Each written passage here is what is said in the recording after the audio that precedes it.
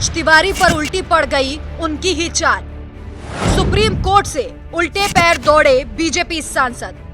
Supreme court ने ऐसा सुनाया कि जीत के जश्न पर भी 2 बार सोचेगी बीजेपी।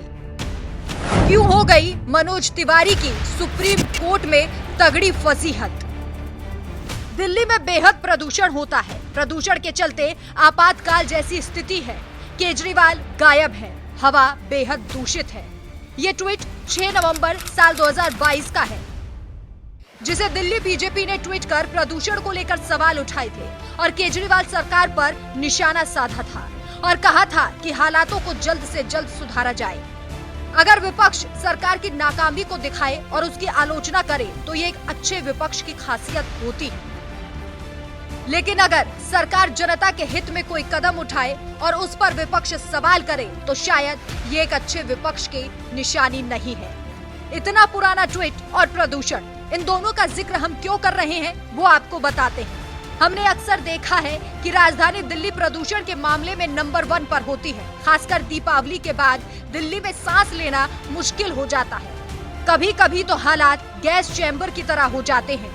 पूरी दिल्ली प्रदूषण की आगोश में नजर आती है। जानकारों की माने तो दीपावली के बाद हालात और भी ज्यादा खराब होते हैं। इसे लेकर अब दिल्ली सरकार ने अहम फैसला लिया, जिसकी जानकारी दिल्ली के पर्यावरण मंत्री गोपाल राय ने दी। इस फैसले के अंतर्गत प्रदूषण से बचने के लिए पटाखों के निर्माण, बिक्री, भंडारण और उपयोग, इन सभी पर रोक लगा दी गई। शहर में पुलिस को निर्देश भी दे दिए गए हैं। ये फैसला दिल्ली वासियों को और दिल्ली को दोनों को बचाने के लिए लिया गया, लेकिन इस फैसले के खिलाफ भी बीजेपी सुप्रीम कोर्ट जा पहुंची। बीजेपी को लगा कि शायद शीर्ष न्यायालय इसे लेकर केजरीवाल को सुनाएंगे, लेकिन इसका उल्टा हुआ। दिल्ली सरकार के इस फैसले के खिलाफ जाने वाले बीजेपी सांसद मनोज तिवारी को कोर्ट ने ऐसा सुनाया कि शायद अब वो शीर्ष न्यायालय जाने का रास्ता ही भूल जाए। दरअसल बीजेपी सांसद मनोज तिवारी ने दलील दी थी, केंद्र सरकार ने ग्रीन क्रैकर के उत्पादन और बिक्री को लेकर गाइडलाइन तैयार की जा चुकी है। ऐसे में पटाखों पर पूरे तरीके से प्रतिबंध ठीक नहीं है।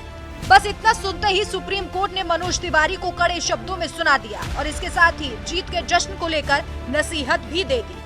कोर्ट ने कहा, लोगों का स्वास्थ्य महत्वपूर्ण है। जहां सरकार ने पटाखों पर रोक लगाई है, इसका मतलब पटाखे पूरे तरीके से बैन है। आपको पटाखे नहीं फोड़ने चाहिए। यहाँ तक कि चुनाव के बाद विजय जुलूस के दौरान भी पटाखे नहीं फोड़ने चाहिए। जीत का जश्न मनाने के और भी कई तरीके हैं। अब सुप्रीम कोर्ट से ऐसी फटकार खाकर मनोज तिवारी उल्टे पांव वापस अपने घर आ गए। तिवारी जी को लगा था कि कोर्ट केजरीवाल को डांट लगाएगा, लेकिन यहाँ तो उल्टा बीजेपी के विजय जुलूस को लेकर ही सुप्रीम कोर्ट ने नसीहत दे डाली। आपकी इस खबर पर क्या राय है, हमें कमेंट करके जरूर बताएं।